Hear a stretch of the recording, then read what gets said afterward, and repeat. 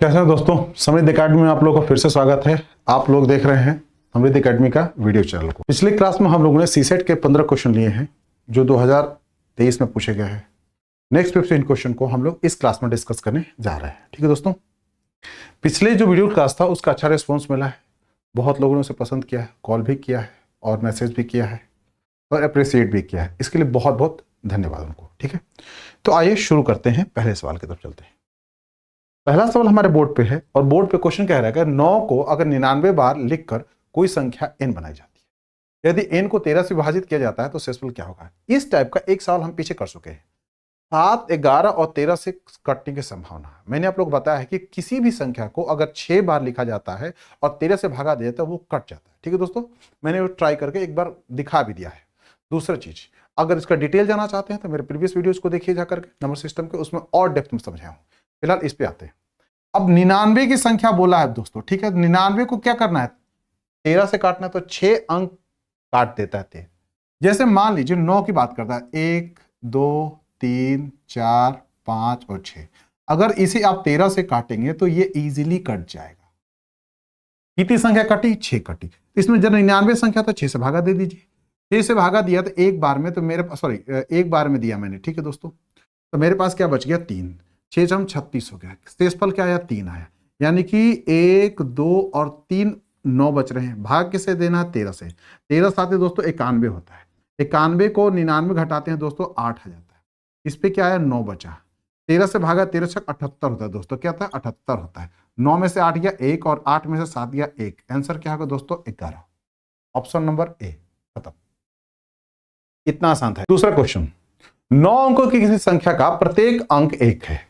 इस संख्या को इसी संख्या से गुणा किया जाता है।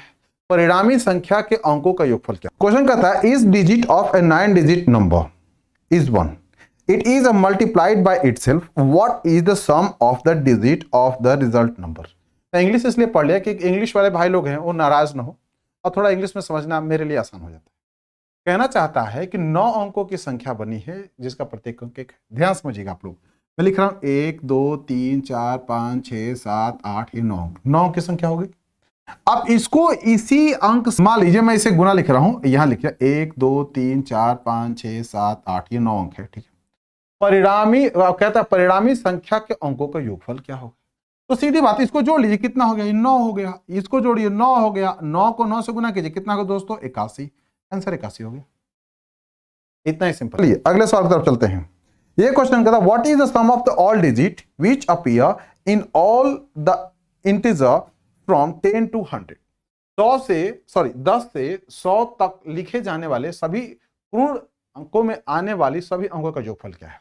10 से 100 तक लिखना। एक बार जरा ध्यान से देखिएगा आप लोग, मैं पहले लिख रहा हूं 10 11 12 13 14 15 16 17 18 और 19 पे मैं रोक किया हूं क्योंकि एक एक से संबंधित है। जरा जुड़िए इसको, क्या होगा, 1 2 3 4 5 6 7 8 9 और 10।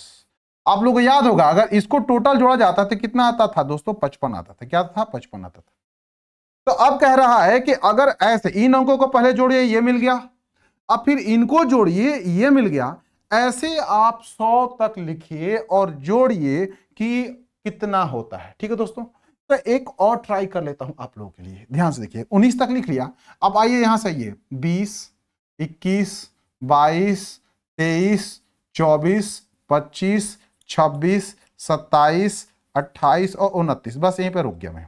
ऐड कीजिए, कितना हो गया, 2 3 4 5 6 7 8 9 और ये 10 और 1 हो गया 11। फर्क क्या है, जरा ध्यान से देखिए। यहां से ये 1 कम हो गया, ठीक है, और ये 2 आ गया। यहां से 10 के जगह पे 11 आ गया। 1 कम हुआ तो 1 10 में जुड़ गया, 11 हो गया दोस्तों। और इसमें क्या, 10 इंक्रीज हो रहा है, मतलब क्या कि ये भाई साहब कितने हो गए, 65 हो गए। क्या हुआ है, 65 हो गए। अब इसी तरीके से आप बढ़ते जाइएगा, कहां तक, आप तो 9 अंक तक। कहां तक जाइएगा, 9 तक जाइएगा। अब देखिए 55 65 75, में लिख भी देता हूं आप लोगों के लिए, 85 95 105, इसके बाद फिर 100 105 के बाद फिर दोस्तों हो गया 115 125, जरा गिने तो 9 हो गया क्या, 1 2 3 4 5 6 7 8 और 135। अगर आपको कुछ नहीं आता है तो इसको पहले जोड़ लीजिए और लास्ट में अंक संख्या क्या बच गई थी, 99 तक की जोड़ा था 100, तो इसको जोड़िएगा 1 आ जाएगा। इसमें एक यहां मैं शुरू में लिख देता, एक को और जोड़ लीजिए, सबको जोड़ लीजिए। आपको कोई भी मेथड की जरूरत नहीं है, आप आराम से आंसर मिल जाएगा। चलिए आप लोग के मैं कर देता हूं। 1 2 3 4 5 6 7 8 9, 5 बार 9 है 45। देखिए ध्यान से, 5 हो गया, 4 इधर गया। अब देखिए 3 2 5, 5 1 6, 6 और 4 10 हो गया, 10 9 19 हो गया, 19 और 9 8 27 हो गया दोस्तों। 27 और 7 कितना हो गया, 34, 34 और 6 40, 40 और 5 45, 45 और 45 की 5 ही लिखता हूं, ठीक है दोस्तों, वो बाद में जोड़ लूंगा। मेरे पास में 4 मिल गया दोस्तों।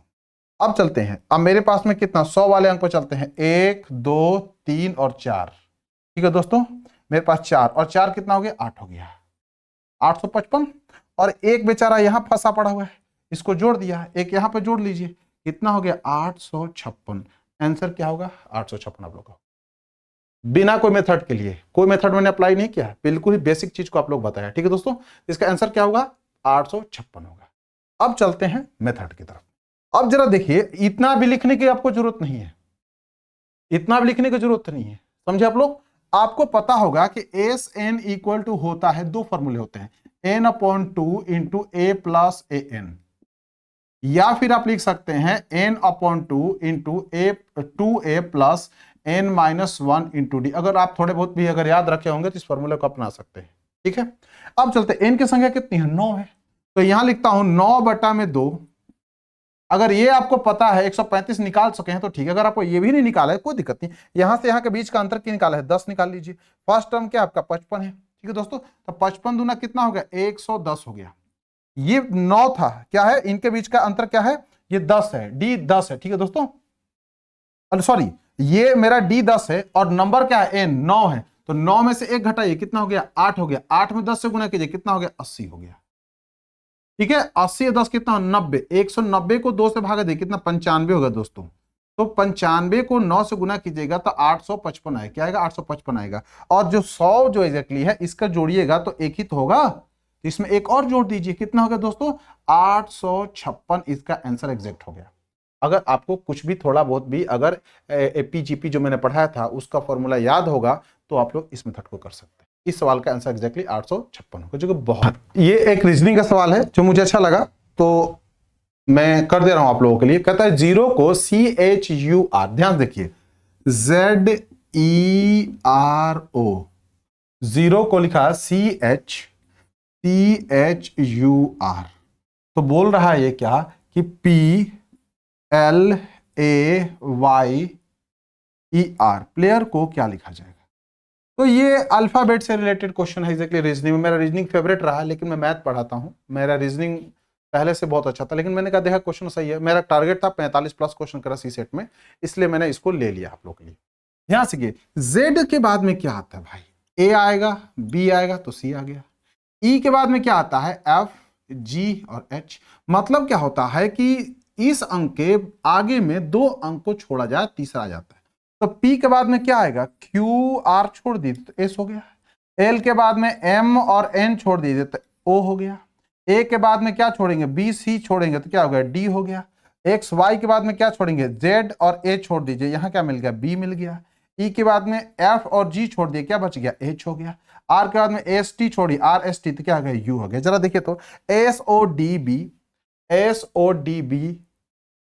Option number D. भाई ने जो जिसका पेपर लिया गया वो सही किया है, डी किया है, ठीक है। तो SODBGHU ये सबसे इजीएस्ट क्वेश्चन में से एक था, तो मैंने आप लोगों के लिए कर दिया, ठीक है।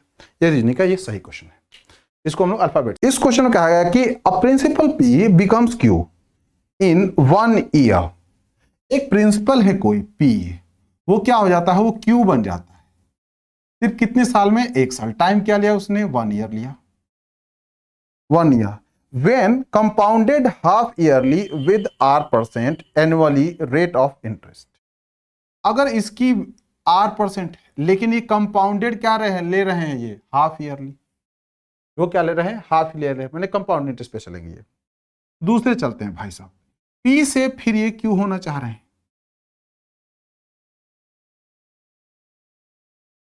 If the same principal P become Q in a 1 year when compounded annually with S% annual rate of interest, ये भाई S% ये एक ही स्लॉट में ले रहे हैं, एक ही स्लॉट में ले रहे हैं, ठीक है जी।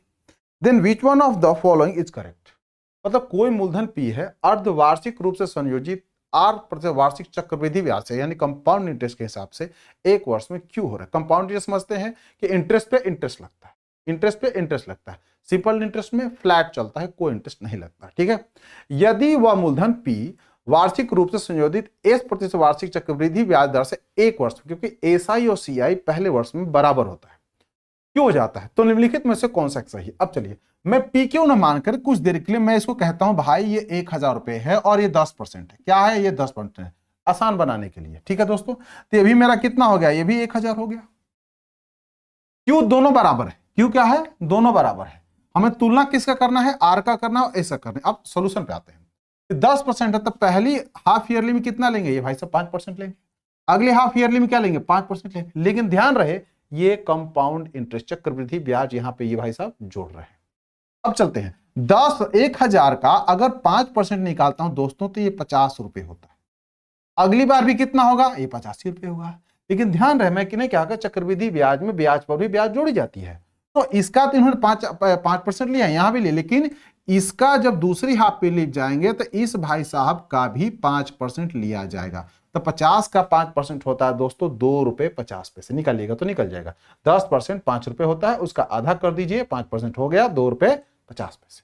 तो ये 2 रुपए और 50 पैसे यहां पर जोड़ लीजिए, तो कितना टोटल इंटरेस्ट बन गया उनका, 52 रुपए 50 पैसे। तो मूलधन के बाद में ये जो बेसिकली क्यू बना वो क्या बनता है हमारे पास में अमाउंट, तो ये बन गया मेरे पास में 1052 रुपए 50 पैसे टोटल हो गया। ठीक है दोस्तों, कोई डाउट तो नहीं यहां पर, समझ अच्छे से आप लोग को।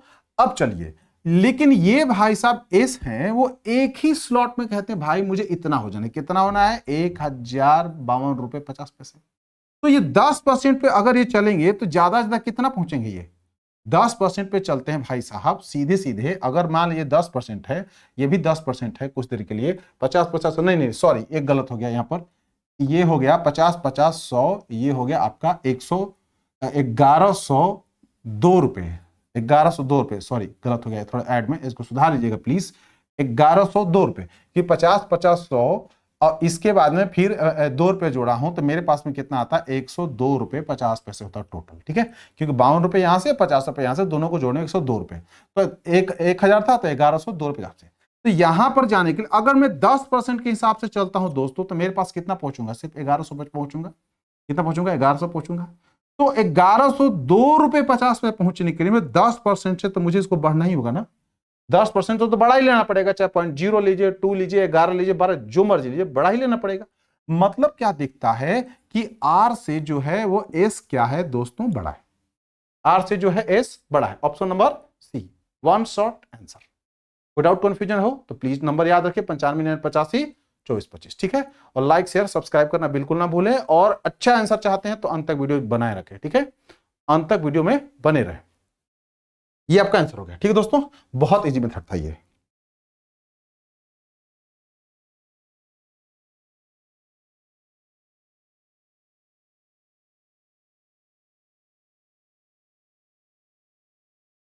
नेक्स्ट क्वेश्चन कहता है ऐसे कितने धन पूर्णांक है जिनसे 1186 को विभाजित करने पर शेषफल 31 आता है। क्वेश्चन कहता है दोस्तों, how many natural number are there which gives remainder 31st when 1186 is divided by this natural number। ठीक है, ये भी सवाल में डिविजिबिलिटी का सवाल है और रिमाइंडर का, ये भी मैंने कराया आप लोग को। इससे और टफ क्वेश्चन कराया वीडियो में, तो प्लीज आप लोग और डिटेल चाहते हैं तो वीडियो देखें पुराने नंबर सिस्टम पे जो मैंने अपलोड किया इसी चैनल पे। और बाकी इस क्वेश्चन के लिए आंसर तो मैं आप लोग को दे ही रहा हूं। देखिए ध्यान से, रिमाइंडर कितना छोड़ रहा है 31। तो पहले क्या सिखाया था आप लोग को, 1186 में से सबसे पहले क्या कीजिए 31 को घटा दीजिए, तो मेरे पास क्या आता है 1155 आ जाता है। अब 1155 क्या कीजिए आप गुणनखंड निकाल लीजिए। पहला क्या आता है 1 से गुना कर लीजिए 1155, 1155 खुद में हो गया, 2 से नहीं जाएगा 3 से कट जाएगा दोस्तों। 3 से काटता हूं तो क्योंकि 5 5 10 दोबारा होता है, 12 को 3 से काटिएगा तो 4 को कट जाएगा। देखिए संख्याओं को जोड़ने के बाद में अगर 3 से कटती है तो संख्या 3 से कट जाती है। 9 से भी यही इंप्लीमेंटेशन होती है, मैंने सिखाया आप लोगों को। अब चलते हैं, 3 तिहाई 9 दोस्तों हो गया, 3 8 24 हो गया और 3 पंजे 15 हो गया। ठीक है दोस्तों, 3 4 से तो जाएगा नहीं, कटेगा, 5 से कट सकता है। 5 दूना 10 हो गया दोस्तों, 5 तिहाई 15 हो गया और 31 हो गया। ठीक है, 5 हो गया, 6 हो गया, नहीं जाएगा, 7 से ट्राई कर सकते हैं, 7 से ट्राई कर सकते हैं, 7 से होता कि नहीं होता है। 7 एक बार दोस्तों हो गया, 4 और 5 है, 7 6 42 हो गया दोस्तों और 7 5 35 हो गया दोस्तों। ये 7 हो सकता है, 8 नहीं, 9 नहीं, 10 नहीं, 11 तो बिल्कुल कंफर्मेशन है। 11 से काटता हूं तो 11 बेचारा एक बार में गया और 0 और 5 बार में गया। अब इसका मैं फैक्टर निकाल रहा हूं, जरा ध्यान देखिए।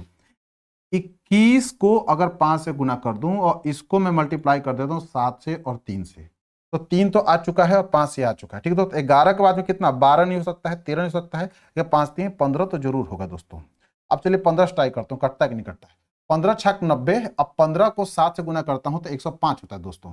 तो 1 1 5 5 में मैं 105 लेके गया हूं दोस्तों। ठीक है, तो 5 से 5 गया तो मेरे पास 0 आ गया, ये भाई 1 आ गया, 5 गया, यानी कि 7, यानी कि भाई साहब ये 77 बार में ये भी कट जाएंगे। ठीक है, 15 के बाद में कौन सा आएगा, 16 नहीं हो सकता, 17 18 19, 19 पॉसिबिलिटी नहीं है, 20 21 ट्राई कर सकते हैं क्योंकि ये 21 फैक्टर में आ गया है मेरे पास में। तो आइए 21 से ट्राई करते हैं, 21 से ट्राई करते हैं दोस्तों। तो 21 को अगर 5 बार गुना करता हूं तो 105 होता है, फिर भाई कितना, 5 हो गया। ठीक है दोस्तों, 21 के बाद में 22 23 24 25 फैक्टर देख लेते हैं, 26 27 28 11 या 33 हो सकता है, यस 33 हो सकता है। 33 से मैं ट्राई करता हूं तो 33 3 99, 99 दोस्तों गया तो मेरे पास में 1 6 65, 33 5 65। ठीक है दोस्तों, यहां तक तो कट गया दोस्तों।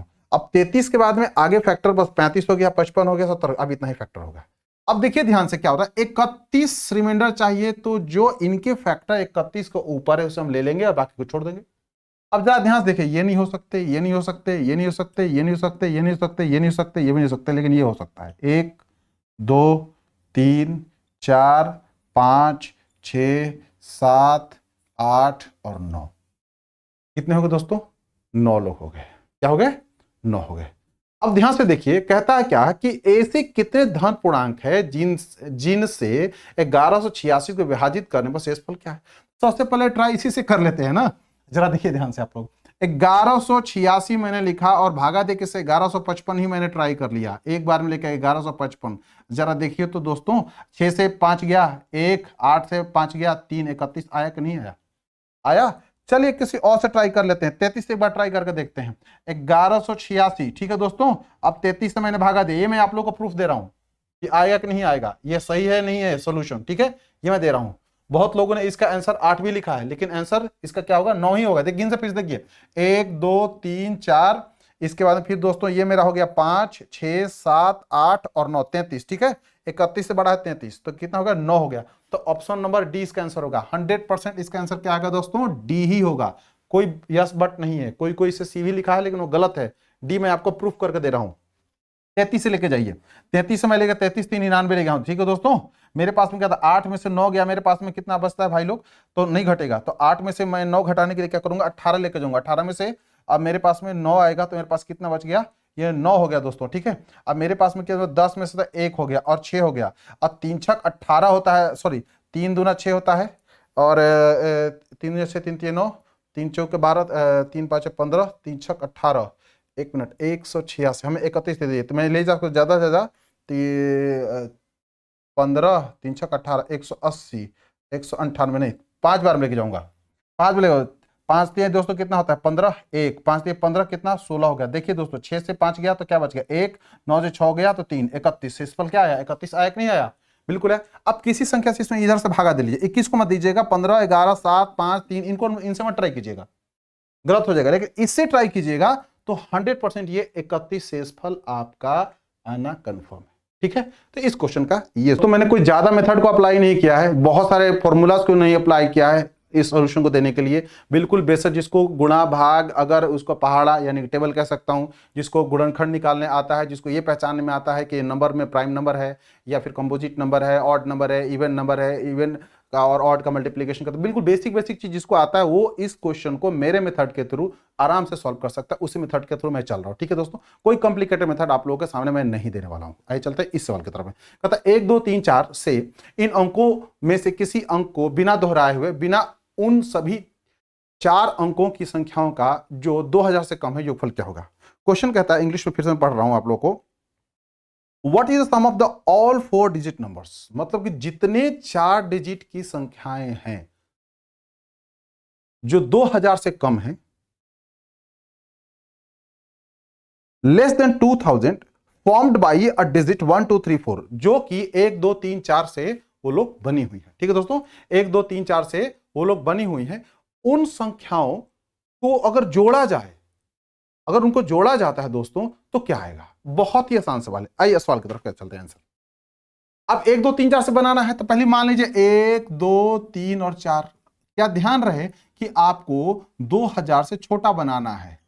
मतलब क्या होगा, मैक्सिमम आप रख सकते हैं 1999, लेकिन कह रहा है क्या कि भैया रिपीट मत करो, इसे आप रिपीट मत करो, 2000 से छोटा ही रखो। समझे आप लोग। तो आइए चलते हैं। मेरे पास पहली संख्या 1 2 3 4 हो सकती है, अगली बार का 1 2 4 3 होगा, और तो कोई होगा नहीं। यहां 2 4 3 कोई पहली संख्या नहीं बना सकते हैं, क्योंकि 2000 से ज्यादा हो जाएगा। अब आते हैं अगली बार में। क्वेश्चन क्या कहता है, 1 2 4 हो गया। अब चलते हैं, 2 को इधर ले आ देते हैं। ठीक है दोस्तों, 1 को मैं यहां डाल देता हूं। ठीक है दोस्तों, अब इसके बाद में गड़बड़ हो जाएगा, क्योंकि 2000 तो चाहिए नहीं, हमें क्या चाहिए, 1000 में चाहिए, तो हम 2 को यहां नहीं ला सकते। हमें जब भी रखना होगा यहां पर, हमें 1 रखना ही होगा। हम लोग किसको बदल सकते हैं, 2 3 4 को। तो अगली बार 2 रखे, अगली बार 3 रख लीजिए। 3 रखने के बाद में मेरे पास क्या मिलता है, यहां पर मैंने 3 रख लिया। अब मैंने क्या किया जी कि यहां 2 रख लिया और 4 रख लिया। अगली बार फिर 3 रखा, 4 रखा, 2 रखा, कोई फर्क नहीं पड़ता। अगली बार क्या, 1 4 रख लिया, तो 2 और 3 करूंगा, 1 4 हो गया, तो 3 और 2 करूंगा, कोई दिक्कत नहीं है। अब बस यही संभावना, इससे ज्यादा नहीं हो सकता, इससे ज्यादा नहीं हो सकता दोस्तों। अब ऐड कीजिए, 4 3 7 और 4 3 सॉरी 4 3 7 और 4 3 7, 7 7 14, 14 और 4 दोस्तों क्या, 18। यूनिट संख्या किसका 8 है, सबका 8 है। क्या बात है, 18 हो गया।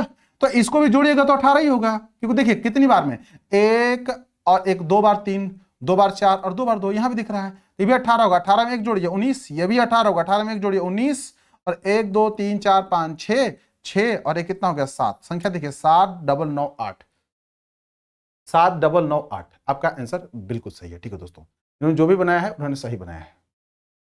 ठीक है दोस्तों, फिर से ध्यान से देखिए, ये कितना हो गया, 4 4 8, 8 और 6 14, 14 और 4 दोस्तों क्या, 18। 1 हासिल लिया था तो ये 19 हो गया। 1 हासिल लिया तो 1 1 कितना है, 2 3 4 5 6 7, क्या हो गया, 7 हो गया दोस्तों। तो आंसर आप लोगों का इसका आ गया 7 9 9 8 हो गया। ठीक है, कोई डाउट कंफ्यूजन तो नहीं है। चलिए अगले सवाल की तरफ चलते हैं।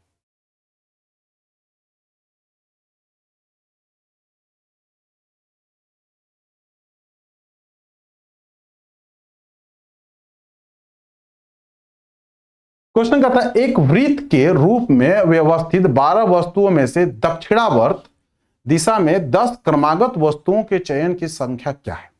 अब इंग्लिश में कहता है क्या है कि what is the number of selection of A 10 consecutive thing, मतलब लगातार ढूंढ रहा है, कॉन्जिक्यूटिव मतलब लगातार ढूंढ रहा है, वो 10 ढूंढ रहा है। आउट ऑफ द 12, 12 संख्या दी हुई है, 12 में से 10 लगातार निकालना है। Things in a circle take in clockwise direction, clockwise direction की बात किया। तो अगर मान लीजिए एक मिनट के लिए मैंने ये एक सर्कल बना लिया, ध्यान से देखिए, ये भाई साहब क्या हो गए, 12। ठीक है दोस्तों, अब ध्यान से देखिए, ये मेरे पास क्या आ गया, 3, मैंने घड़ी ही बना दिया ना, ये 9 हो गया, ये 6 हो गए, कोई दिक्कत तो नहीं है। अब यहां पर मेरे पास क्या आ गया, 1, थोड़ा और बढ़ा के लिखता हूं, ये कितना हो गया, ये 2 हो गया, ये 3 हो गया, यहां रख लीजिए 4 हो गए भाई साहब, ये 5 हो गए, 6 हो गए, ये 7 और ये 8, ये 7 हो गए, 8 हो गए, ये 9 हो गए, और ये कितना हो गया, 10 हो गए। ठीक है, अब इसको गौर से देखिएगा। ठीक है, कहता है क्लॉकवाइज, मतलब हमें स्टार्ट ऐसे करना है, ऐसे चलना है, इस तरीके से चलना है, ऐसे चलना है, ना कि ऐसे चलना है, क्लॉकवाइज। मान लीजिए आपकी सुई है, कुछ देर के लिए मान लीजिए ये सुई है, ठीक है, तो आपको क्लॉकवाइज चलना है। तो 10 वस्तुओं का चयन करना है। ठीक है दोस्तों, 10 वस्तु। मान लीजिए अगर मैं पहला वस्तु यहां पर ले रहा हूं, क्या ले रहा हूं, पहला वस्तु मैं यहां पर ले रहा हूं, तो अगला वस्तु 10 चाहिए, तो 1 2 3 4 5 6 7 8 9 और मेरे पास क्या आएगा, 10। ये 10 है, सॉरी गलती से लिख दिया हूं, ये 11 है। क्योंकि यहाँ 12 है। ठीक है दोस्तों, तो पहला मैंने 1 लिया, तो दूसरा कौन सा लूंगा मैं? 10 लूंगा। क्या लूंगा? 10 लूंगा। अगर मैं दूसरे को चुनता हूं तो अगली क्या होगा? 11 होगा। क्या होगा दोस्तों? 11 चुनूंगा। 10 होना चाहिए। देखिए 2 से 1 2 3 4 5 6 7 8 9 और 10, यही तो होगा। अब देखिए फिर से 3 लेता हूं तो मैं कौन सा? 12 लूंगा। अगर मैं 4 लेता हूं दोस्तों तो मेरे पास क्या आ जाएगा? मेरे पास में 1 हो गया। अगर दोस्तों मैं 5 लेता हूं दोस्तों तो मेरे पास क्या आएगा? 2 हो गया। ठीक है जी, 2 गया, ये वाली संख्या ले रहा हूं मैं। अगर मैं 6 लेता हूं दोस्तों तो मेरे पास में क्या आ गया? 3 आ गया। अगर मैं 7 लेता हूं दोस्तों तो मेरे पास में क्या? 3 के बाद मेरे पास क्या आ गया? 4 आ गया। अगर मैं 8 लेता हूं दोस्तों तो मेरे पास कितना आ गया? 5 आ गया। अगर मैं 9 लेता हूं दोस्तों तो 6 हो गया। अगर मैं 10 लेता हूं दोस्तों तो 6 के बाद मेरे पास में कितना आ गया दोस्तों? 7 आ गया। सॉरी 4 5 1 2 3 4 5 6 7। ठीक है, अगर मैं 11 लेता हूं दोस्तों तो मेरे पास में क्या आ जाता है? 7 के बाद मेरे पास में क्या आता है दोस्तों? यहां तक हम लोग देखा 12 से लेकर 9 तक। अब देखिए ध्यान से, अगला पर क्या आते हैं तो 1 लेंगे हम। फिर से 12 ले लिया तो हमने क्या लिया? 9 लिया। अगली बार मैं 1 लेता हूं तो फिर 10 हो गया। अब जरा दोस्तों देखिए यहां और यहां फिर रिपीट हो गया। ठीक है दोस्तों, तो ऐसी प्रोबेबिलिटी कितनी हो सकती है? जरा गिन के देखिए। 1 2 3 4 5 6 7 8 9 10 11 और 12। आंसर क्या हो गया दोस्तों? 12 है ऑप्शन में सी। तो अब इसमें कौन सी लॉजिक लगी? कोई लॉजिक नहीं लगी। बहुत आसान मेथड है ये बहुत आसान मेथड है। बहुत लोग अलग अलग तरीके से किए, लेकिन मैं तो बिल्कुल ही बेसिक मेथड को फॉलो किया हूं। मैंने इसे बेसिक मेथड से किया है। आप एक घड़ी बना लीजिए, 1 से लेकर 12 तक भी कह रहा है क्या कि भैया 10 चुनना है 12 में से, तो अब किसने मेथड के थ्रू कर सकते हो? तो 12 से 9 लास्ट होगा, क्योंकि अगली बार रिपीट होने लगा तो रिपीट तो करना हमें है नहीं। तो मेरे पास क्या ऑप्शन मिलता है? 12। आंसर क्या होगा? 12 होगा 100%। ये क्वेश्चन बहुत अच्छा है। ये रिमाइंडर का क्वेश्चन है। बहुत लोगों ने दिन वगैरह में चुनने की कोशिश की, लेकिन दिन को लिखा गया है, लेकिन बहाना है। इसका रिमाइंडर एग्जैक्टली यदि आज रविवार है तो ठीक 10 टू दी पावर 10वां दिन कौन सा होगा? अगर आज रविवार तो 10 टू दी पावर 10वां दिन कौन सा होगा? अब जरा देखिए, रविवार एक हफ्ते, अगर मैं मान लीजिए आज संडे है, मैं पहला दिन मान लीजिए 10 ऑफ 10 का पहला, 2 तरीके से करने के लिए। अगर इसके 10 दिन है, मान लीजिए, एक मिनट समझिए, देखिए दूसरा तीसरा ऐसे ऐसे ऐसे आपके 10 दिन हो गए। आज रविवार है तो आज मान लीजिए रविवार यहां रख लीजिए, तो 10वें दिन क्या होगा? सोचिएगा जरा, 10वें दिन क्या होगा? तो रविवार तो अगला क्या होगा? सोमवार, मंगलवार, बुध, बृहस्पति, शुक्र, शनिवार और रविवार। ध्यान से देखिएगा, 2 तारीख, 3 तारीख, ये 4 तारीख, ये 5 तारीख, ये 6 तारीख, ये 7 तारीख। अगली बार रिपीट कब हो रहा है? 8 तारीख को। 8 तारीख को रविवार, 9 तारीख को सोमवार आ रहा है और 10 तारीख को मंगलवार आ रहा है। समझिए आप? इसको मैं छोटी चीज समझाया। मतलब क्या होता है कि हमेशा ही शनिवार के बाद में, फिर शनिवार के बाद में 7 दिनों के बाद में रिपीट होता है सर्कल। क्या होता है? रिपीट है दोस्तों। तो कहना चाहता है ये क्वेश्चन आप लोगों से कि 10 की पावर 10 को 7 से भागा दे दीजिए और जो शेषफल आता है वो बताइए, क्योंकि यहां तक तो वो शनिवार आ जाएगा और रिपीट होगा संडे से। फिर से पहला दिन जो शेषफल आएगा वो संडे से चालू हो जाएगा। चलिए चलते हैं।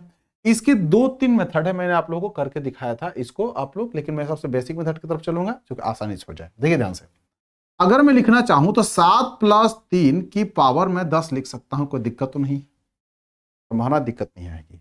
और भागा दीजिए 7 से, तो मैं क्या कर सकता हूं? 7 को 7 काट सकता हूं। मैंने डायरेक्ट नहीं काटा हूं, 7 बचा हुआ है। इसका पैटर्न भी मैं थोड़ा 10 सेकंड में बता देता हूं आप लोगों को। देखिए कैसे, मान लीजिए 7 + 3 लिखा हुआ, नीचे मैंने 7 डाल दिया। इसका मतलब ये होता है दोस्तों 7 + 7 और 3/7 होता है। ये भाई साहब कट गए, ठीक है।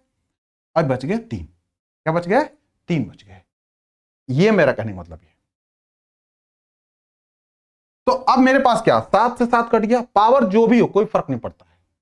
अब मेरे पास क्या आएगा? 3 की पावर 10। क्या मिला? 3 की पावर 10। नीचे क्या आएगा दोस्तों? 7। 3 × 9 9 × 27, 7 × 28, करीब है, करीब है। तो मैं 27 के लिए क्या लिख सकता हूं? 28 - 1 कितना होता है दोस्तों? 27 होता है। 28 - 1 कितना होता है? 27 होता है। और पावर ये ध्यान से, 3 × 9 = 27, 3 बार पावर यूज किया हूं तो 10 है। 3 × 9 हो गया। देखिए कैसे, 3 की पावर 3 और गुना 3 की पावर 1 बटा में 7 मैंने लिखा है। ये 27 हो गया, 27 के पावर 3। अब मैं 27 को क्या लिखा मैंने? 27 को मैंने चेंज कर दिया, लिख दिया 28 - 1 बटा में दोस्तों 7। अब इसकी पावर डाला 3 और 7 × 28 तो कट गया, -1 बच गया, गुना बगल में क्या था? 3 की पावर 1 दोस्तों। ठीक है, समझिएगा ध्यान से आप लोग इस चीज को। मैंने इस चीज को बताया अभी पिछले क्लास में, जो वीडियोस है पीछे के, उसको प्लीज रिवाइज कीजिए, उसको आपको और अच्छे समझ में आएगा। अब -1 बच गया, -1 की पावर 3 करेंगे तो आएगा -1। क्या होगा? -1 गुना कर लीजिए 3 से, नीचे डालिए 7, मिलेगा कि आपको -3/7। निगेटिव आप लोगों को रिमाइंडर मैंने आपको सिखाया है, वो भी क्लास में देख सकते हैं। अब इस 7 में से तीनों घटा दीजिए, यानी कि शेषफल क्या बचता है दोस्तों? 4 बचता है। क्या बचता है? 4 बचता है। और एक दूसरा तरीका है, बहुत लंबा है इसलिए मैं उस पर नहीं गया, इस पे चला गया। शेषफल क्या बचा दोस्तों? 4 बचा। अब मेरे पास में 4 दिन बच गए, ध्यान से देखिए। तो पहली बार, दूसरी दिन, तीसरी दिन और चौथी दिन। चौथे दिन कौन सा दायर है?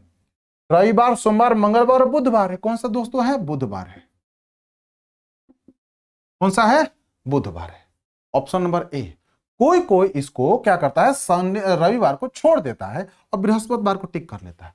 अगर कहता है कि अगर आज मान लीजिए रविवार है तो आज से 10वें दिन कौन सा होगा, तो 10वें दिन इसके अकॉर्डिंग अगर देखा जाता है तो भाई लोग देखिए आप लोग, ये मेरे पास में 7वें दिन, 8वें दिन, 9वें दिन, 10वें दिन क्या था? मंगलवार आता है। अगर से जोड़ते हैं तो मंगलवार, लेकिन 7 दिनों के बाद में रिपीट होता है। 7 दिनों बाद रिपीट होने लगता है। तो 7 दिनों बाद कितना दिन बचता है? 4 दिन बचता है। तो पहले दिन, दूसरे दिन, तीसरे दिन और चौथे दिन। चौथे दिन क्या होगा? बुधवार होगा। 100% आंसर क्या होगा? ए होगा दोस्तों। क्या होगा? ए होगा। बहुत अच्छा है। कहता है कि 3 ट्रैफिक सिग्नल। क्वेश्चन है,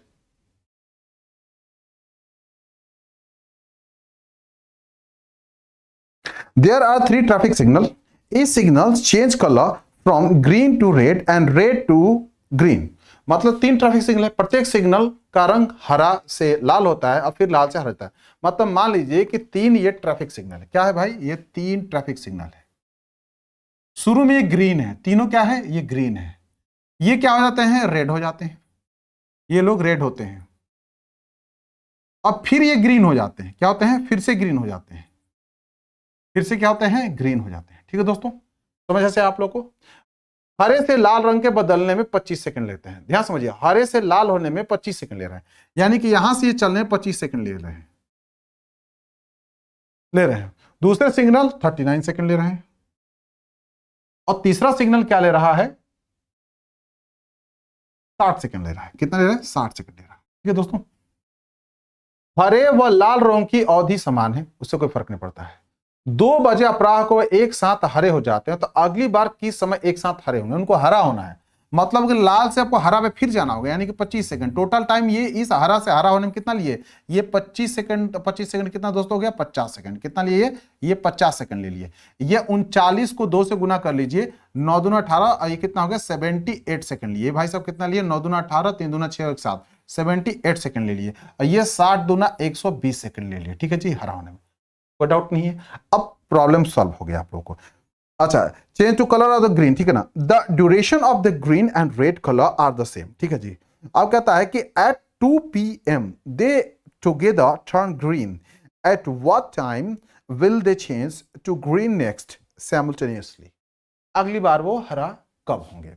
तो कुछ ना करिए, 50 का, 78 का और 120 का एलसीएम निकालिए। 50, 78 और 120 का एलसीएम निकालिए। ठीक है दोस्तों, तो इसका एलसीएम निकालने का मैंने आप लोगों को ये भी तरीका बताया था कि एलसीएम कैसे निकाला जाता है। कोई संख्या ले लीजिए, तो मैं सबसे बड़ी उठा लेता हूं। लीजिए 112, 120 लिखा मैं, 120 मैंने ले लिया। 120 लिया, इसमें छिपा कौन कौन सा है? 4 3 12, 4 और 3 और 10 तो 2 और 5, ये संख्या मिलकर के 120 बनी है। तो 50 लेना मुझे सीधे सीधे, तो 5 दूना 10 तो हो गया, लेकिन एक 5 नहीं छिपा, तो 120 में क्या कीजिए? 5 से गुना कर दीजिए। अब बारी 78 की। ठीक है दोस्तों, तो ये कहता है 78 के लिए हम क्या लिख सकते हैं?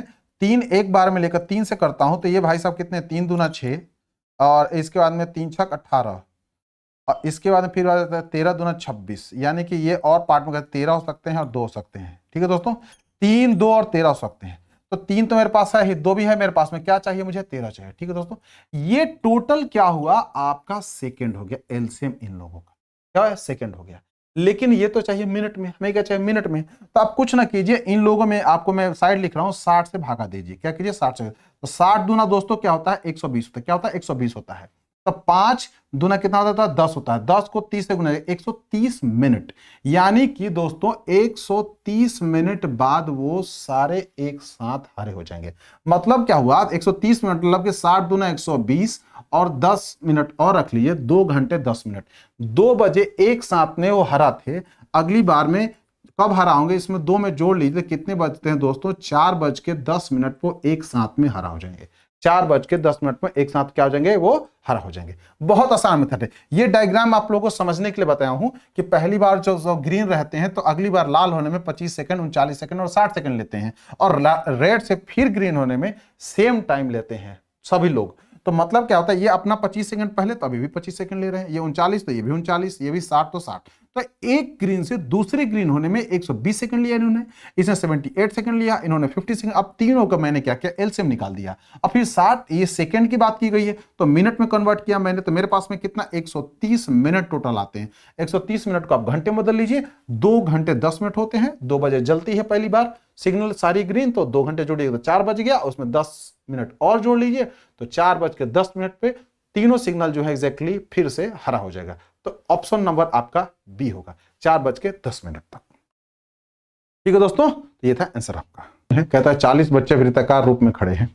ठीक है, इंग्लिश वर्जन कहता है क्या है कि 40 children are standing in a circle and one of them, say child one, has a ring. The ring is passed clockwise. Children one passed on to the second children. Second children passed to the child 4, and child 4 passed on to the child 7, and so on. मतलब कहता है कि 40 बच्चे हैं circle में। ध्यान से देखिए आप।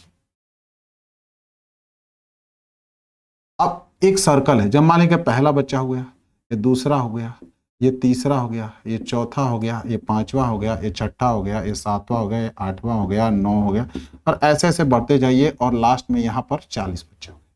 इस सर्कल में 40 बच्चे बैठे हैं। अभी कह रहा है कि क्लॉक वाइज ही चलना है। आप क्या करता है? इसके पास में एक छल्ला है, ये पास करता है तो दूसरे को दे देता है, दूसरा पास करता है तो चौथे को दे देता है। ऐसे कुछ किया है ना।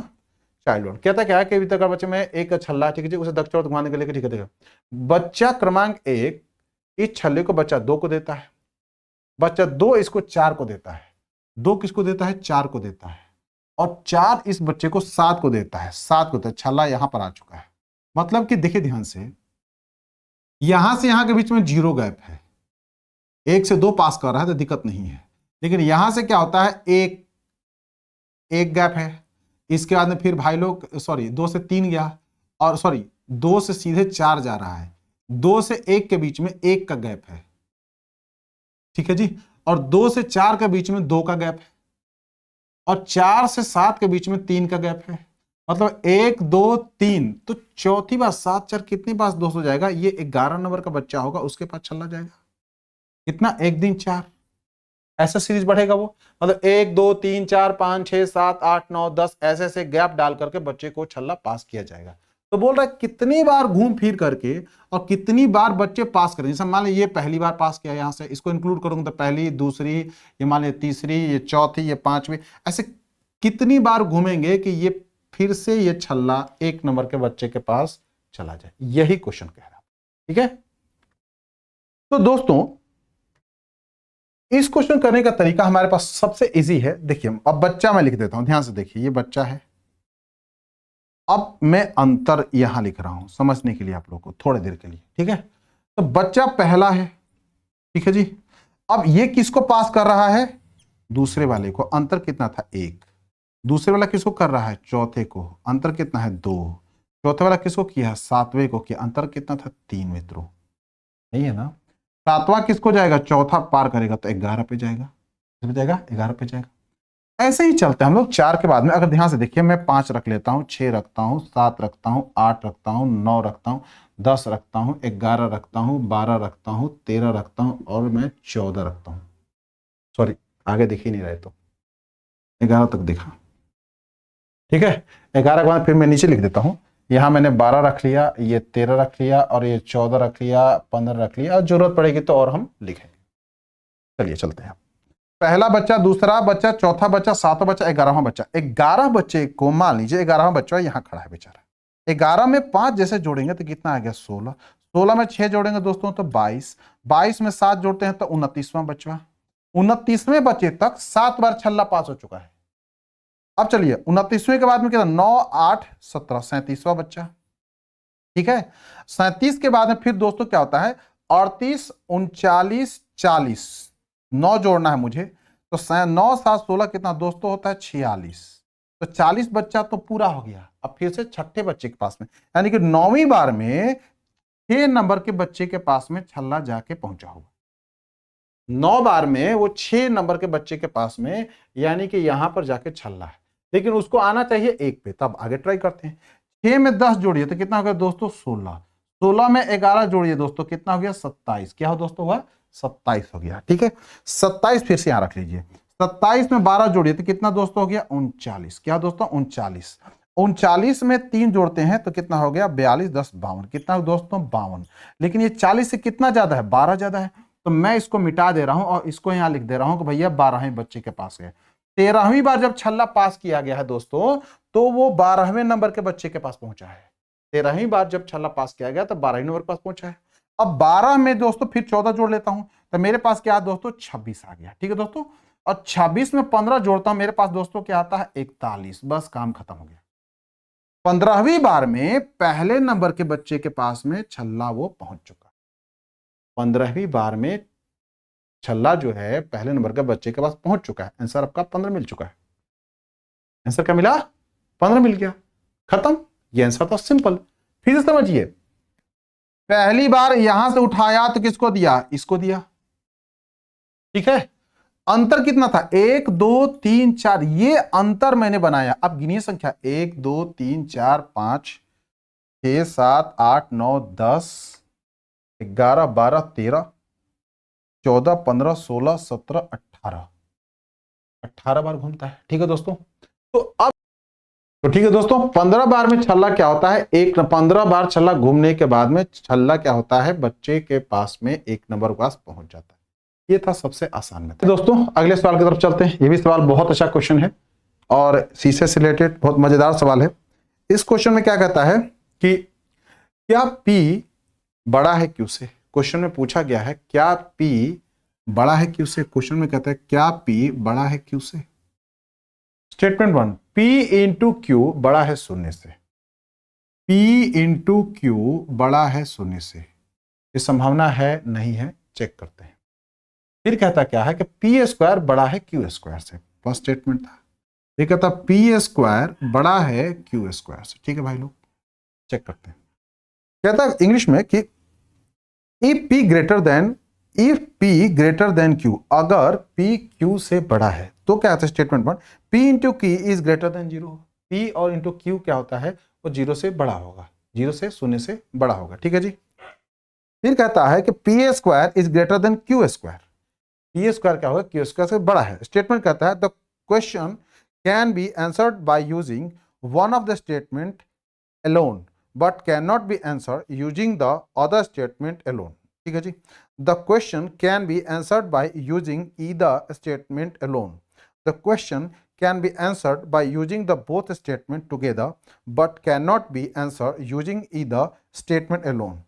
कहता है the last ऑप्शन है the question cannot be answered even by using both the statement together।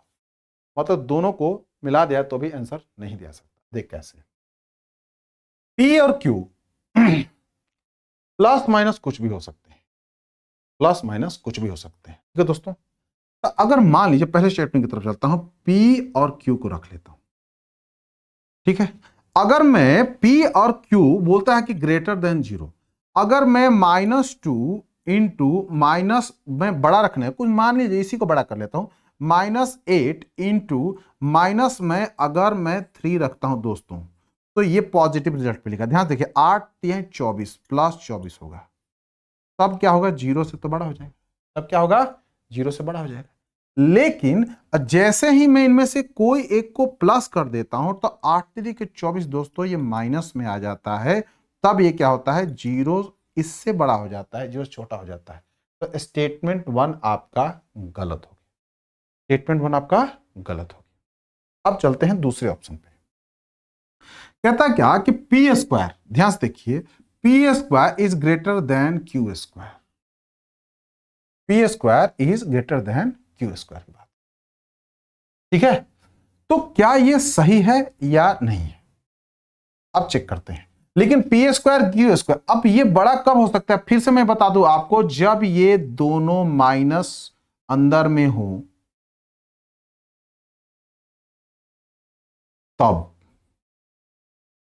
अगर दोनों जब प्लस में अंदर हो तब, किसी का भी स्क्वायर करेंगे यहां पर तो ये क्या हो जाएगा, ये प्रूफ जस्टिफाई हो जाएगा।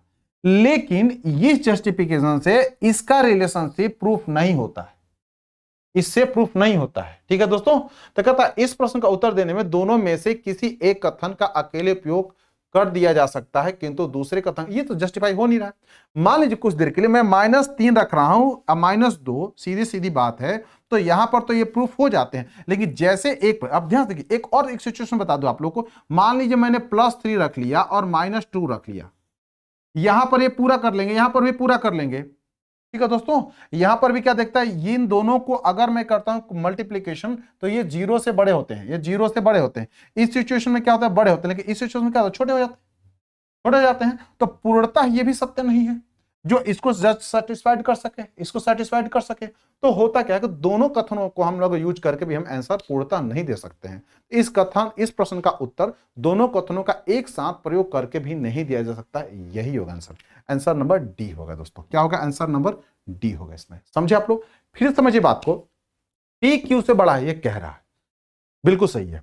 अगर कुछ देर के लिए मैं रख लेता हूं, समझिए बात को, अगर इसको मैं माइनस रख रहा हूं, ये माइनस, सॉरी इस सिचुएशन पे आता हूं पहले। अगर मैं इसको -8 रख रहा हूं और +3 रख रहा हूं, ठीक है दोस्तों, और गुना कर रहा हूं, लेकिन इस सिचुएशन में क्या होता है दोस्तों कि ये भाई साहब ये छोटे हैं और ये बड़े हैं, ये प्लस हैं। लेकिन अगर इन सिचुएशन को, अगर इसको मैं प्लस रखता हूं दोस्तों और इसको मैं माइनस रखता हूं, तो मेरा रिजल्ट प्लस माइनस माइनस ही आएगा, कोई फर्क नहीं पड़ेगा।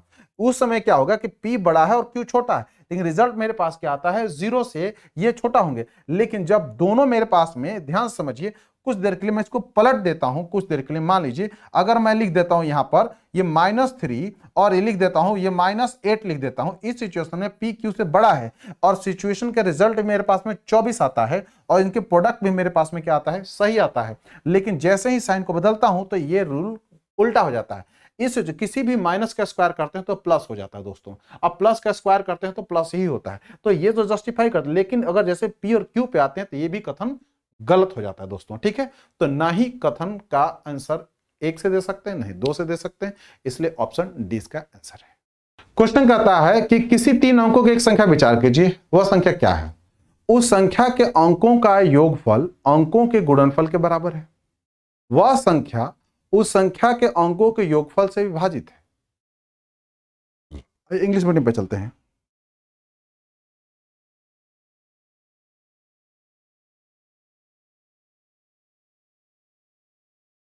क्वेश्चन क्या कह रहे हैं कि 3 डिजिट नंबर, कोई 3 अंक की संख्या है। कहते हैं कि what is the number, number क्या हो सकती है, the sum of the digit of the number is equal to the product of the digit.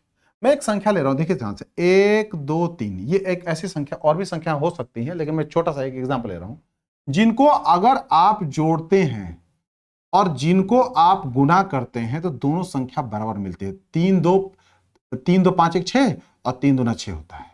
एक और है 230, लेकिन 3 अंक की संख्या बस 230 पे ही चलेगी। इसको पलटिएगा तो 0 3 2 करिएगा तो पॉसिबिलिटी नहीं है। इसमें क्या होता है, जरा देखिए ध्यान से, 3 और 2 5 होता है और 0 करेंगे तो 5 हो गया, लेकिन ये फॉलो नहीं करता, सॉरी इस नंबर को मैं नहीं ले सकता हूं, इस संख्या को मैं ले सकता हूं, ठीक है दोस्तों। तो अब ये क्या कहता है, सेटिस्फाइड कर रहा है, कह रहा है कि the sum of the digit of the number is equal to the product of the digit. Sum of the digit कितना है दोस्तों, मेरे पास में कितना आता है, 3 2 5 और 6 6 आ गया। प्रोडक्ट ऑफ डिजिट कितना है, दोनों इक्वल है, बिल्कुल सही है। अगला कहता है क्या है कि the number is divisible by the sum of the digit of. अब कहता है कि ये जो नंबर है सम ऑफ डिजिट, मतलब जो 6 जोड़ने के बाद आया है, इससे विभाजित भी होगा, इससे विभाजित भी होगा। वह संख्या उस संख्या के अंकों के योगफल से विभाजित भी है। उपयुक्त प्रश्न और कथनों के बारे में विचार कीजिए। इस प्रश्न का उत्तर दोनों में से किसी एक कथन का अकेले उपयोग करके दिया जा सकता है। किंतु दूसरे कथन का अकेले प्रयोग करके नहीं दिया जा सकता है दोस्तों। तो अब आते हैं हम क्वेश्चन पे। अब मेरे पास में क्या संख्या क्या बन सकती है, ध्यान से देखिए, 1 2 3 हो सकता है, 1 3 2 हो सकता है दोस्तों। इससे अगली बार क्या हो सकती है, 2 2 मैंने बाहर ले लिया, 1 3 हो सकता है। इसके बाद में अगला क्या हो सकता है, 2 3 1 हो सकता है दोस्तों। अगली बार क्या लिख सकता हूं, 3 2 1 लिख सकता हूं, और लिख सकता हूं 3 1 2 लिख सकता हूं दोस्तों, ये हो सकता है। सम ऑफ डिजिट 6 से काटना है मुझे, तो 6 दूना 12, 6 दूना 12, 6 पंजे 30 और 6 दूना 12, यानी कि दो संख्या ऐसी है जो इनके सम से इजीली कट जाती है, लेकिन ये संख्याएं इनसे नहीं कटती है, ये संख्याएं इनसे नहीं कट सकते। और भी संख्या हो सकती है, लेकिन छोटा सा एग्जांपल आप लोगों के लिए लिया हूं, ठीक है दोस्तों।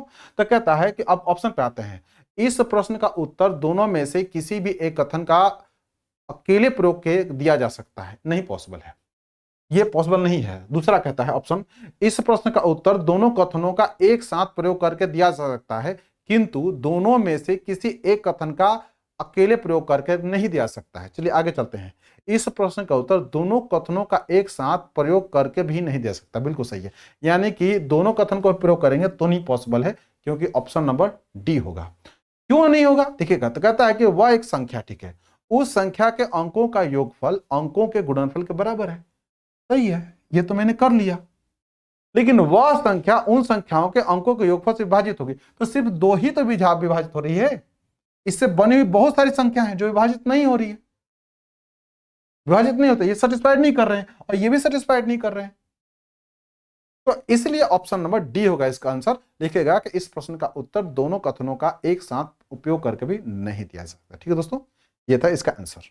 अगला क्वेश्चन कहता है 5 बच्चों के लिए जिनकी आयु ए से बी बड़ा है, बी से सी बड़ा, सी से डी बड़ा, डी से ई बड़ा क्रम में है, किसी भी दो उत्तरोत्तर आयु के बीच में 2 वर्षों का अंतर है। सबसे छोटे बच्चे की आयु क्या है, सबसे बड़े बच्चे की आयु सबसे छोटे बच्चे की आयु के 3 गुनी है, बच्चों की औसत आयु 8 वर्ष है, कथन 2 दिया है। ठीक है दोस्तों, पहले इसको हम लोग जस्टिफाई करते हैं। मान लीजिए कि ये भाई ए है छोटू, इससे बड़ा बी है, इससे बड़ा सी है, इससे बड़ा डी है, इससे बड़ा ई है, 5 लोग हैं।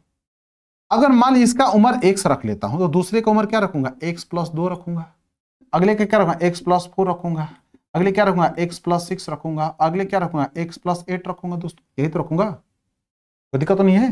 ये मेरा प्लस भी रख सकते हैं या कॉमा दे दीजिए, इन लोगों का एज मैंने उत्तरोत्तर बोला है, मैंने इसको रख लिया है। ठीक है दोस्तों, कोई दिक्कत तो नहीं है। अब थोड़ा इंग्लिश में पढ़ लेते हैं, इसमें क्या कह रहा है क्वेश्चन में, क्या कहता है, the average age of the children is 8 year, the as of the eldest is the 3 time the youngest, the what is the as of the younger. ठीक है ठीक है ठीक है, डी फॉर 2, ये तो हो चुका है। एक सिचुएशन का the as of the eldest is 3 time the younger, सबसे एल्डेस्ट कौन है, सबसे बड़ा ई दिख रहा है, ई के लिए मैंने क्या यूज किया है, x8 किया है। सबसे छोटा कौन है, ए दिख रहा है, इसके लिए मैं क्या x यूज किया हूं। ठीक है दोस्तों, तो कहता क्या है कि ये भाई साहब इसके 3 गुने के बराबर है, इसके बराबर 3 गुने के बराबर है। तो x को इधर ट्रांसपोर्ट कर लिया दोस्तों, क्या किया, x को इधर ट्रांसपोर्ट कर लिया तो माइनस हो गया, तो 3x minus x equal to 8 हो गया। तो मेरे पास क्या मिला, 2x इक्वल टू 8 हो गया। अब काट लीजिए, कितना हो गया, 4 हो गया। यानी कि सबसे छोटू का उम्र कितना है, 4 साल है दोस्तों, तो सबसे बड़ू का उम्र कितना है, 4 + 8 कितना हो गया, 12 साल। अब जरा देखिए तो इसे 3 गुना है कि नहीं है, तो बिल्कुल है, 3 गुना है, कोई दिक्कत नहीं है, बिल्कुल सही है। तो उम्र की तरफ चलते हैं, तो 4 है तो भाई कितना हो गया, 6 हो गए, ये कितना हो गया, 8 हो गए, तो ये कितना हो जाएंगे, 4 और 6 कितना होंगे, 10 हो गए, तो अगला क्या होगा, 12 हो गया। ठीक है, तो एक ऑप्शन क्या था, बच्चों की औसत आयु 8 वर्ष है, 2 इधर चले गए 2 उधर चले गए, 8 औसत है, बिल्कुल सही है। अब जरा जोड़ के भी निकाल लेते हूं आप लोगों के लिए, ध्यान से देखिए आप लोग, मैंने लिखा क्या, 12 और 8 20 हो गया, 10 और 10 20 हो गया, 40 हो दोस्तों। 40 में 5 से भागा दिया तो मेरे पास औसत क्या मिलता है, 8 मिलता है, बिल्कुल सही है, ये बिल्कुल सही है। अब ऑप्शन पे चलते, कहता है the question can be answer by using one of the statement alone but cannot answer by using the other statement. अब दूसरा, the question can be answered by using the either statement alone. The question can be answered by using both statement together but cannot be answered using the statement alone. The question can be answered even by using both the statement together. मतलब इन प्रश्न का उत्तर दोनों कथनों का एक साथ प्रयोग करके भी नहीं दिया जा सकता है, ये तो होगा ही नहीं। इस प्रश्न का उत्तर दोनों कथनों का एक साथ किसी एक कथन का प्रयोग करके नहीं दिया जा सकता है, ये भी पॉसिबल नहीं है। कहता इस कथन का उत्तर दोनों में से किसी एक कथन का प्रयोग करके दिया जा सकता है, बिल्कुल सही है। कहता सबसे बड़े बच्चे की आयु सबसे छोटे बच्चे की आयु को 3 गुनी है। देखिए जरा, ये भी है, ये भी है, ये भी है। अगर आप चाहते दूसरे पे चलते हैं, बच्चों को 8 वर्ष है, क्या दिक्कत है? अगर 8 वर्ष की औसत आयु बोल रहा है और सबसे छोटे बच्चा का 4 साल निकाल चुका हूं, बड़ा बच्चा 12 साल, तो जो अब इसमें डाटा निकालना चाहे निकाल सकते हैं, इससे भी निकल जाएगा। यानी कि कहता है कि इस प्रश्न का उत्तर दोनों में से किसी भी एक कथन का अकेले उपयोग करके दिया जा सकता है। ठीक है जी, ऑप्शन नंबर बी इसका आंसर होगा। क्या होगा? ऑप्शन नंबर बी आपका आंसर होगा। चलिए आगे चलते हैं। क्वेश्चन क्या कहता है दोस्तों? कहता है क्या कि a rectangular floor measure 4 metre in length and 2.2 metre in width. 4 metre मतलब मैं इसको सेंटीमीटर में कन्वर्ट कर देता हूं, ये हो गया आपका 400 मीटर, 400 सेंटीमीटर एंड 2.2 दोस्तों, तो 2.2 को मैंने ऐसे बना लिया है, ध्यान समझिएगा इसको। आपको 2.2 मतलब क्या होता है? 220 होता है। क्या होता है दोस्तों? 220 होता है। The tile size was 140 centimetre. मान लीजिए कि टाइल की साइज क्या है? 140 सेंटीमीटर बाई 60, 140 बाई 60 दे रखा है। ठीक है जी, centimetre. Let such that the tile do not overlap. एक दूसरे पर टाइल क्या करता है? ओवरलैप नहीं करता है। ये कहता है a tile can be placed in the orientation so as long as it is parallel to the as of the floor. ठीक है जी। And what is the maximum number of the tiles can be accommodate on the. सबसे maximum number का tile क्या डाल सकता है हिंदी में? किसी आयत की फर्श की लंबाई 4 मीटर और चौड़ाई 2.2 मीटर है, 140 सेंटीमीटर और 60 सेंटीमीटर माप की टाइलों की इस तरह बिछाना है कि टाइल एक दूसरे को न ढके। किसी भी टाइल को किसी भी विन्यास में बिछाया जा सकता है, जहां मर्जी इधर चाहे डाल सकते हैं। ठीक है, जहां तक इनके किनारे फर्श के किनारों के समांतर होना चाहिए। फर्श पर अधिकतम कितनी आ सकते हैं? ठीक है दोस्तों, तो 140 बाई 60 है, तो ये लेंथ ज्यादा है, तो इसी का पकड़ते हैं। इधर में 14 से 28, 14 3 42 नहीं जाएगा। अगर इधर लेता हूं 14 14 28, दो भी नहीं जाएगा। तो मान लीजिए कि मैं इधर से एक 140 का टाइल बिछा दिया इधर, तो भाई 60 है, तो मतलब क्या होता है? एक इधर आ जाएगा और एक इधर आ जाएगा, 60 दूना 120। तो मेरे पास में कितना बच गया? ये भाई 100 बच गए। यहाँ पर यहाँ से यहाँ क्या लेंथ क्या होगी? 100 बच गए। अब क्या किया? 14 यहां दिया, एक 14 और डाल दिया मैंने, एक 14 और डाल दिया, 14 से 28 हो गया दोस्तों, यानी 140 ये हो गया, 280 हो गए। 280 निकल गए यहां से, तो बच कितना गए मित्रों? 280 में से अब 20 जोड़िएगा तो 300 हो गया, ये 120 बच गए। क्या बच गए? 120 बच गए। 120 बाई 220 है, तो मतलब कि डाल सकता हूं, इधर भी 2 डाल देता हूं। मेरे पास में ये भाई साहब हो गए 60, इधर से मैं 60 ले लेता हूं और ये भाई साहब के तो मैंने भी 60 ले लिया। ठीक है जी, ऐसे लेंथ में मेरे पास कितना है? 140। ठीक है, तो यहां पर लेंथ क्या बच गया इनका? 140 घटा दिया, 60 और 20 80, यहां पर 80 बचा हुआ है। ठीक है दोस्तों, और यहां पर मतलब कि यहां पर थोड़ा कम बचा हुआ है, यहां ज्यादा बचा। ठीक है दोस्तों, अब देखिए ध्यान से, यहां 80 है और ये जितना लंबा हो तो ना ये 60 फीट होगा, क्योंकि यहां से यहां तक की दूरी, यहां से यहां तक की जो दूरी है दोस्तों, तो 80 बाई यहां से यहां तक की दूरी कितनी है मेरे पास में? 120 है। क्या है? 120 है। तो इसमें कोई टाइल नहीं डल सकता है।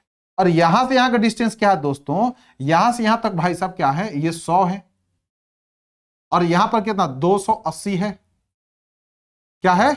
280 है।